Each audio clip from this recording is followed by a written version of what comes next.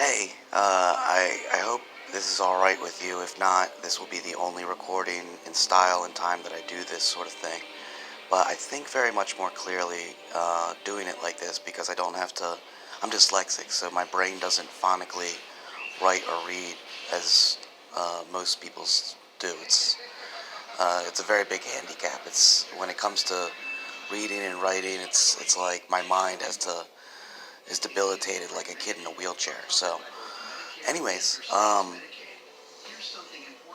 for me, clinging to love, to fellowship, is and has always been one of my most critical interests. In fact, since I was young, I've wanted to be a therapist, which eventually manifested itself into several different avenues, unto which I would foresee getting some professional career in that are laid out in the social work realm. Um, when you think about clinging to fellowship, you think about how can I be valuable in my community? How can I be valuable to the ones I love? How can I be valuable as an example, as a loving example, to thus and then therefore anyone who might accidentally come about or hear a story of what I did?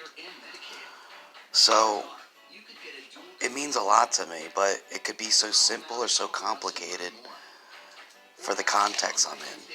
For myself as an individual, it is what prevails in leaving me feeling no guilt. And, people will say to you, it's a bad idea to feel guilty, but, I don't think it's not about choosing what emotions we are self-perspectual in. It's about thinking about the patterns unto which our self-recognition in action, uh, can coalescely parallel to a unstressful, low anxious state of just everyday life. So for me, fellowship is all about, again, one of the critical variables we speak of in church and throughout the Bible, which is not judging people. And for me, not judging people is not assuming I have the right to grasp a moment in time into which I've seen them do something which may or may not be my cup of tea, which may or may not offend me, which may or may not, I don't know, make me feel some type of way.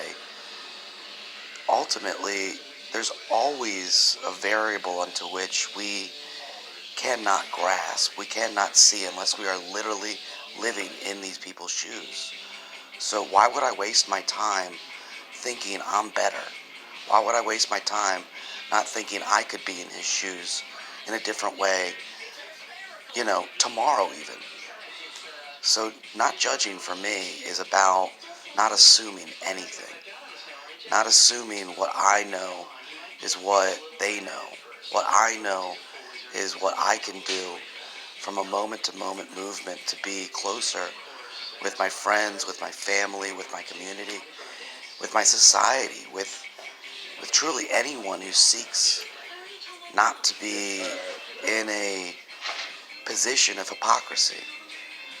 And ultimately, love is the glue to why anything is even variably has a purpose. I mean, if you don't experience the positive multitude of variables encompassed by love, why get up? Why have a 9 to 5? Why eat dinner? Why do this? Why do that? I mean, I don't want to. I mean, even animals, it seems like that's all they're doing. But if you watch animals, wildlife, it's clear they are experiencing love too. They are experiencing nurturing family experiences just as we are. And they don't even have to talk to do it. So, fellowship to me is the utmost critical and essential interest into what life is really valuable for. One of my favorite songs is by a group that I can't remember all the lyrics, but, you know, life is a challenge, but the prize is love. The prize is always the love you share, you have, you hold, and you experience. And why would I hate evil? Well, if I love experiencing love, despite the fact I know the temptations, the survival, the circumstances which are not perfect in this world, as am I, not perfect, but in the interest to seek out love in the moments I get to be a part of a loving exchange, I am. I truly do believe that, and that's what I learned from the Bible. And that's what I learned from Jesus Christ. That's what I learned in Sunday school. That's what I learned from my parents. That's what I learned from all the expressions and examples of love, which, again, is the prize. It really always will be.